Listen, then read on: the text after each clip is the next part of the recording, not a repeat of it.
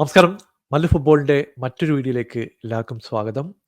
അപ്പോൾ പല ടീമുകളും ഇഞ്ചുറീസ് ഒന്നിനു പിറകെ ഒന്നായിട്ട് റിപ്പോർട്ട് ചെയ്തുകൊണ്ടിരിക്കുകയാണ്. പ്രധാനപ്പെട്ട 3 ഇഞ്ചുറി അപ്ഡേറ്റ്സിനെ കുറിച്ചാണ് നമ്മൾ ഈ വീഡിയോയിലൂടെ ഡിസ്കസ് ചെയ്യാൻ പോകുന്നത്. അപ്പോൾ കോണ്ടന്റ് ഇഷ്ടപ്പെടുകയാണെങ്കിൽ നിങ്ങൾ സബ്സ്ക്രൈബ് ചെയ്യാൻ മറക്കരുത്. നമുക്ക് സ്പേഴ്സിന്റെ സൈഡിൽ തന്നെ സ്റ്റാർട്ട് ചെയ്യാം.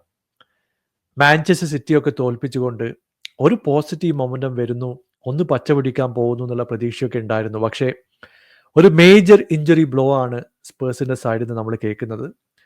നമ്മുടെ സ്റ്റാർ ഗോൾ കീപ്പർ ആയിട്ടുള്ള വികാരിയോ ആങ്കിൾ ഇഞ്ചുറി വന്ന് സർജറി ഒക്കെ കഴിഞ്ഞ് കിടപ്പാണ്. ഈ ഇഞ്ചുറി കണ്ടിട്ട് എന്തായാലും പുള്ളി ഒരു 6 to 8 വീക്ക് പുറത്തിരിക്കേണ്ടി വരും എന്നുള്ള കാര്യത്തിൽ യാതൊരു സംശയവും ഇല്ല.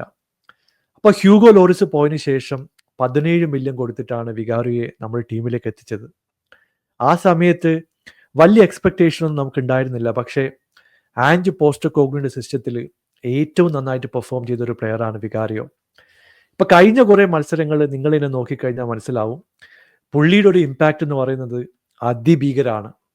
അത് ഹൈലൻഡ് കളിക്കുന്ന സമയത്ത് പലപ്പോഴും സ്പേഴ്സിനെ രക്ഷിക്കാറുണ്ട്. ഷോർട്ട് സ്റ്റോപ്പിംഗ് ആയാലും റിഫ്ലെക്സ് ആയാലും സേവുകളായാലും ഒരു മികച്ച പെർഫോമൻസ് പലപ്പോഴും വികാരിയുടെ സൈഡിൽ നിന്ന് നമ്മൾ കാണാറുണ്ട്. ബാക്കപ്പ് ഗോൾ കീപ്പറായിട്ട് ഇപ്പോൾ ഉള്ളത് ഫ്രേസർ ഫോസ്റ്റർ ആണ്. ഞാൻ പുള്ളിയെ താഴ്ത്തി കെട്ടുന്നില്ല, പക്ഷേ 36 വയസ്സുണ്ട്. ഏജിങ്ങും റിഫ്ലെക്സും എല്ലാം ഒരു ഫാക്ടറാണ്.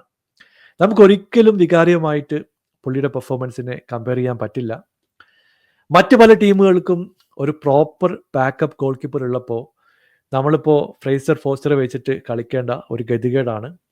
എന്തായാലും ഇനി വരാൻ പോകുന്ന മത്സരങ്ങളിൽ എന്താവുമെന്ന് കണ്ടറിയേണ്ട ഒരു കാഴ്ച തന്നെയായിരിക്കും. മറ്റൊരു ന്യൂസ് നമ്മൾ കേൾക്കുന്നത് ചെൽസിയുടെ ക്യാമ്പിൽ നിന്നാണ്. അവരുടെ ക്യാപ്റ്റൻ ആയിട്ടുള്ള റീസ് ജെയിംസ് മറ്റൊരു ഇഞ്ചുറി ബ്ലോ റിപ്പോർട്ട് ചെയ്തിട്ടുണ്ട്.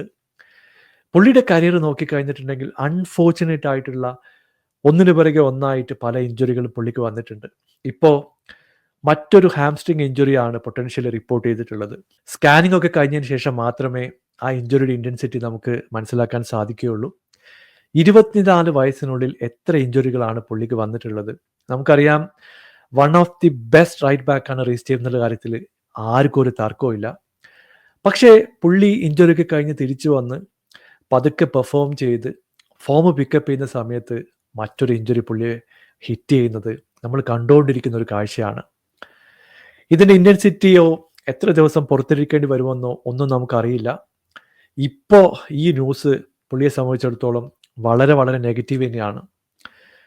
അപ്പോൾ സോഷ്യൽ മീഡിയയിലൊക്കെ റീസ് ജെയിംസിനെ സെല്ല് ചെയ്യാൻ പോകുന്നു എന്നുള്ള റൂമർ നമ്മൾ കേൾക്കുന്നുണ്ട്.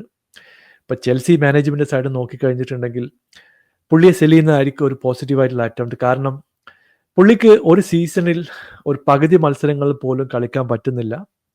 അപ്പോൾ നല്ലൊരു ഓഫറൊക്കെ വരികയാണെങ്കിൽ ഓഫ്ലോഡ് ചെയ്തുകൊണ്ട് റീഇൻവെസ്റ്റ് ചെയ്യാനായിരിക്കും മാനേജ്മെൻറ്റിൻ്റെ ഒരു പ്രോപ്പർ ആയിട്ടുള്ള ശ്രമം എന്ന കാര്യത്തിൽ യാതൊരു സംശയവുമില്ല. പക്ഷേ റീസ് ജെയിംസൺ പോലുള്ള പ്ലെയർ ഒരു ഫുൾ സീസൺ കളിച്ചാൽ ഉണ്ടാകുന്ന ഒരു ഇമ്പാക്റ്റ് എന്ന് പറയുന്നത് വലിയൊരു ഇമ്പാക്റ്റ് തന്നെയായിരിക്കും. പക്ഷേ ചെൽസി ഇനിയും സമയം കൊടുക്കുമോ എന്നുള്ളത് കണ്ടറിയേണ്ട കാര്യം തന്നെയാണ്. മറ്റൊരു ന്യൂസ് വരുന്നത് റയൽ മാഡ്രിഡിന്റെ സൈഡിൽ നിന്നാണ്. സ്റ്റാർ വിങ്ങർ ആയിട്ടുള്ള വിനീഷ്യസ് ജൂനിയർ ഇഞ്ചുറി വന്നിട്ട് പുറത്തേക്ക് പോയിട്ടുണ്ട്. 3 to 4 വീക്സ് പുള്ളി എന്തായാലും പുറത്തിരിക്കേണ്ടി വരും. എംബാപ്പയെ സംബന്ധിച്ചിടത്തോളം ഇത് സ്റ്റെപ്പ് അപ്പ് ചെയ്യേണ്ട സമയമാണ്. കാരണം പുള്ളിയെ വിനീഷ്യസ് ജൂനിയർ കളിക്കുന്ന ലെഫ്റ്റ് വിങ്ങിലേക്ക് കൊണ്ടുവരും എന്നുള്ള കാര്യത്തിൽ യാതൊരു സംശയവുമില്ല. വലിയൊരു ഷൂ തന്നെയാണ് പുള്ളിക്ക് കവർ ചെയ്യാനുള്ളത്. നല്ലൊരു പെർഫോമൻസ് കൊണ്ടുവന്ന് ഗോൾ അടിക്കേണ്ടി വരും, ഡ്രിബിൾ ചെയ്ത് മുമ്പോട്ട് പോകേണ്ടി വരും, ടീമിനെ ഹെൽപ്പ് ചെയ്യേണ്ടി വരും. ഇനി വരാൻ പോകുന്ന ഫിക്സ്ചറൊക്കെ നോക്കിക്കഴിഞ്ഞാൽ ഇമ്മീഡിയറ്റ് ആയിട്ട് ലിവർപൂളായിട്ട് കളിയുണ്ട്.